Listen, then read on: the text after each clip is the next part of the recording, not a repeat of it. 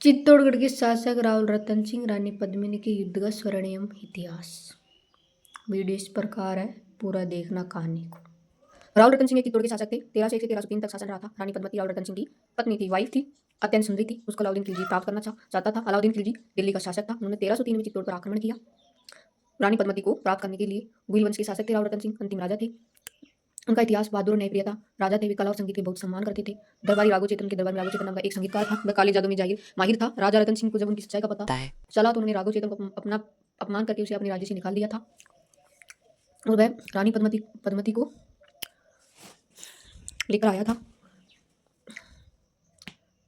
इस सच्चाई का पता चला तो राघो चेतन को अपमान करके उसने अपने राज्य से निकाल दिया था।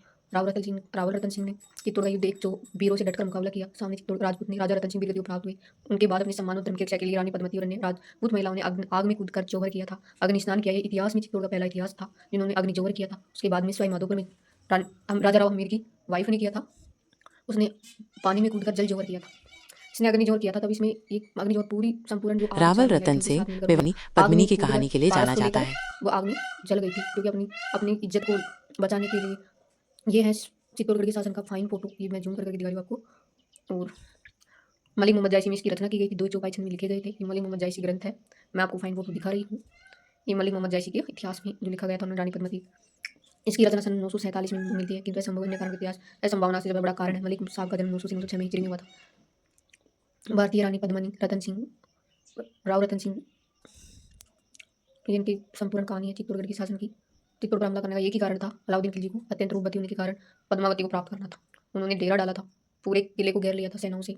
अंत में राव रतन सिंह को वीरगति को प्राप्त होना ही पड़ा। वीरगति को तभी प्राप्त हुई तब उनकी वाइफ यानी पद्मावती ने अग्नि जौहर कर लिया था अपनी इज्जत को बचाने के लिए। अपनी इज्जत को कुर्बान दे दिया था उन्होंने, जिसे ऐतिहासिक महाकाव्य पद्मावती भी शामिल है, जो दावा करते थे अलाउद्दीन का मकसद रतन सिंह की खूबसूरत पत्नी पद्मावती को प्राप्त करना था। इतिहासकार मोइन अली खान के अनुसार किले को बकरवस्त किया जाने वाले 8000 से अधिक राजपूत महिलाओं ने अलाउद्दीन की सेनाओं से अपना सम्मान बचाने के लिए जौहर किया था। 30,000 राजपूतों ने बीजोत संग्राने के लिए नरसंहार किया था। यह मध्यम काल में राजपूत महिलाओं के द्वारा किए गए जौहरों से जुड़ी हुई कहानी है।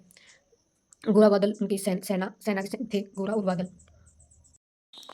ये है चित्तौड़गढ़ का किला संपूर्ण, आपको मैं दिखा रही हूँ। जूम कर करके देख लो आप। इस तरह का है चित्तौड़गढ़ का किला। और इसको जब देखते हैं ना नीचे से आदमी, तो सिर की पगड़ी उतर जाती है चित्तौड़गढ़ की।